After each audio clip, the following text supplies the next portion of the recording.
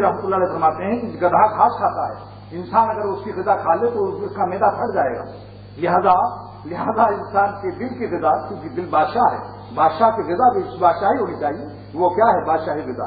اللہ کی یاد۔ جب انسان اپنے بڑے کو راضی کرتا ہے، دل بڑا ہے ہمارے جسم میں، لیکن دل کا بھی بڑا ہے خدا تعالیٰ کی ذات پر۔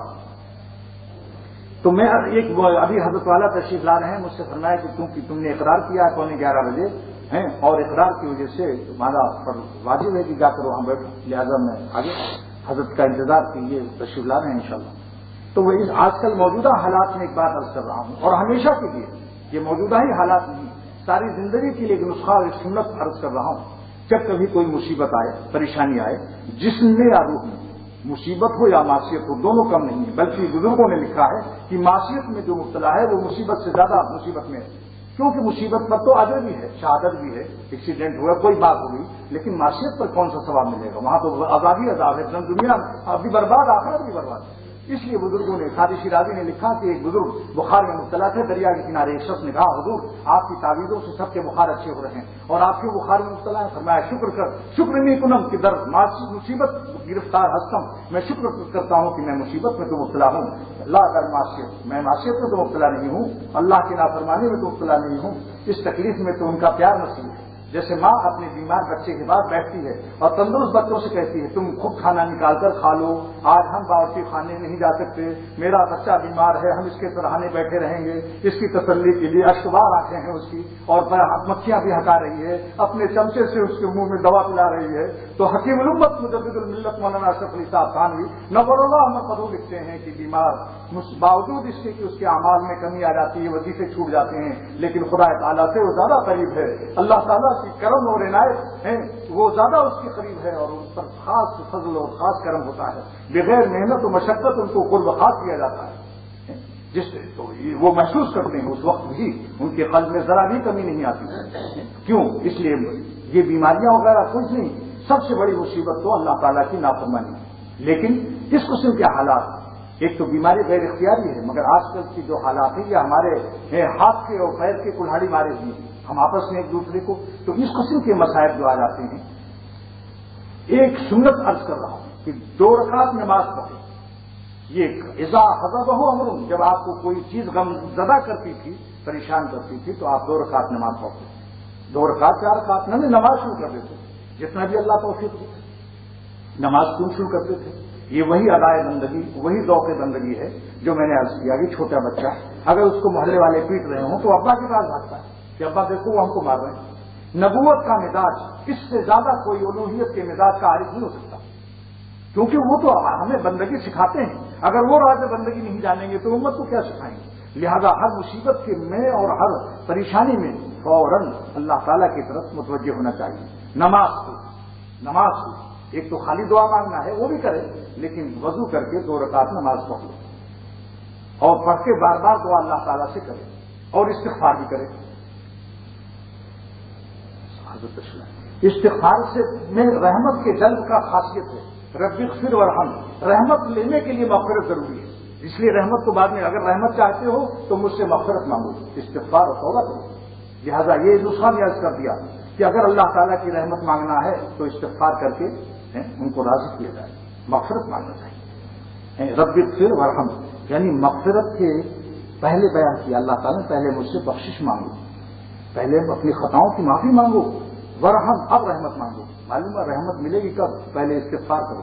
یہ نسخہ بھی سن لیجیے، قرآن کے اسلوب بیان، قرآن پاک کا اسلوب بیان بتا رہا ہے کہ اگر میری رحمت چاہتے ہو اور میری رحمت کی بھیک چاہتے ہو تو پہلے مغفرت کو ادائیں دکھاؤ، معافی مانگو، رو، استغفار کرو، ندامت ظاہر کرو، اس کے بعد ورحم، پھر رحمت میری تمہیں گود میں لینے کے لیے تیار۔ رب اغفر وارحم وانت خیر الراحمین، تو یہ ہے، تو ہر شخص کو کوئی نہ کوئی چیز ناموافق حالات تو پیش آتے ہیں، یہ ادا بڑی پیاری ہے، کوئی بیماری ہو، کسی قسم کی دشمن کسی قسم کا ہو، 2 رکعت پڑھ کر اللہ تعالیٰ سے بار بار تقاضا، یہ سلسلہ رہنا چاہیے، اس کا انعام بہت عظیم الشان ہے، اللہ سے تعلق قوی ہوتا ہے، اور اللہ تعالیٰ سے صلاۃ حاجت پڑھنے سے ان کی رحمت کا نزول ہوتا ہے۔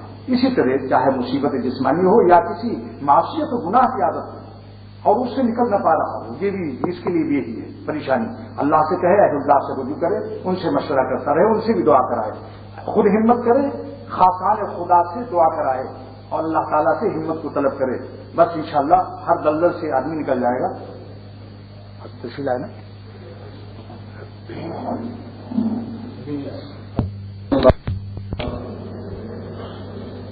الحمد للہ وکفى وسلام علی عباده الذین اصطفى، اما بعد.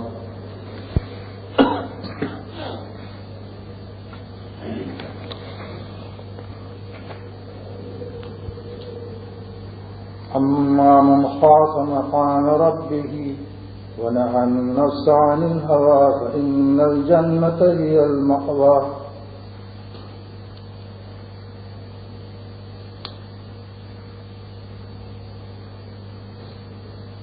ہر مسلمان چاہتا ہے کہ مجھ کو جنت مل جائے اور بغیر پٹائی اور سزا کے دخول اولی نصیب ہو جائے.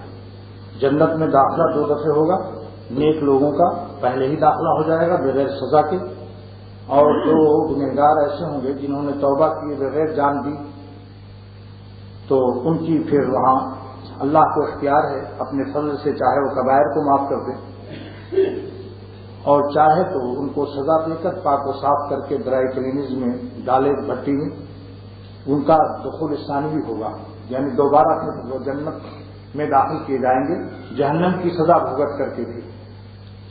لیکن ہر انسان کیا چاہتا ہے؟ ایک عقل مند انسان تو ہی چاہتا ہے کہ بغیر سزا کے جنت میں داخلہ مل جائے. یا کوئی شخص ایسا ہے کہ جو چاہے کہ بھائی پہلے کچھ دن دوزخ کی ذرا بھی ہوا کھانی چاہیے. ہر جگہ کی ہوا آج کل کھانے کا شوق ہو رہا ہے، کلفٹن کی بھی ہوا کھاؤ، فلاں جگہ کی بھی ہوا کھاؤ، الفسٹن اسٹیٹ کی بھی ہوا کھاؤ، دیکھو ہر جگہ کیسی کیسی ہوائیں. لیکن آج کی تکلیف اتنی شدید ہوتی ہے کہ اس کی کوئی شخص وسوسہ اللہ تعالیٰ سے یہی دعا کرنی چاہیے کہ یا اللہ بغیر سزا کے اپنی رحمت سے معاف کر کے اور بے حساب بخشش فرما دیجیے. حساب بھی نہ ہو. جہنم کی سزا تو بڑی چیز ہے. سرور عالم صلی اللہ تعالی علیہ وسلم اللہ تعالیٰ سے عرض کرتے ہیں کہ یا اللہ میاں جہنم تو بہت خطرناک چیز ہے، ہم تو آپ کے حساب کتاب سے بھی پناہ چاہتے ہیں کہ حساب ہی نہ لیں، آپ بے حساب بخشش کر دیں. ایک مرتبہ حضرت عائشہ صدیقہ رضی اللہ تعالی عنہا نے پوچھا یا رسول اللہ صلی اللہ تعالی علیہ وسلم، کیا آپ کی امت میں کچھ ایسے لوگ بھی ہیں جن کا حساب نہیں ہوگا اور بے حساب بخشے جائیں گے؟ آپ نے فرمایا ہاں ایسے لوگ ہیں. ایک عمل خاص ہے ان کا جس کی برکت سے وہ بے حساب بخشے جائیں گے. وہ کیا عمل ہے؟ بہت آسان ہے، کوئی خرچہ نہیں، نہ مال خرچہ کرنا نہ جان دینا. تنہائی میں اپنے گناہوں کو یاد کر کے رو لیتے ہیں اور اللہ تعالیٰ سے معافی مانگ لیتے ہیں، استغفار کر لیتے ہیں. لیکن استغفار کی تکمیل کب ہوتی ہے؟ جب آئندہ کے لیے ارادہ بھی کرے کہ اب گناہ نہیں کریں گے. استغفار بدون توبہ الاستہزاء مع الرب. علماء لکھتے ہیں کہ جو استغفار بغیر توبہ کے ہو، یعنی آئندہ ارادہ نہ ہو گناہ چھوڑنے کا، وہ ایک قسم کا مذاق ہے اللہ تعالیٰ سے. لہذا جب بھی استغفار کرے کہ اللہ ہمارے گناہوں کو بخش دیجیے تو ساتھ ساتھ یہ بھی ارادہ کر لو کہ اللہ اب آپ کو ناراض نہیں کریں گے، پکا ارادہ کرتے ہیں، ہماری طرف سے پکا ارادہ ہے. اب اگر ٹوٹ جائے گا، انسان ہے مغلوب ہے، ٹوٹ گیا تو پھر ہم آپ کو راضی کریں گے.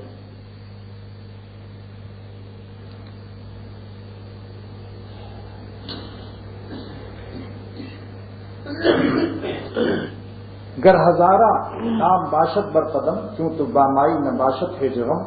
مولانا رومی رحمۃ اللہ علیہ فرماتے ہیں کہ اگر ہزاروں جال ہوں گناہوں کے ہر قدم پر ہوں اور ہزاروں جال ہوں گناہ کے شہوت کے،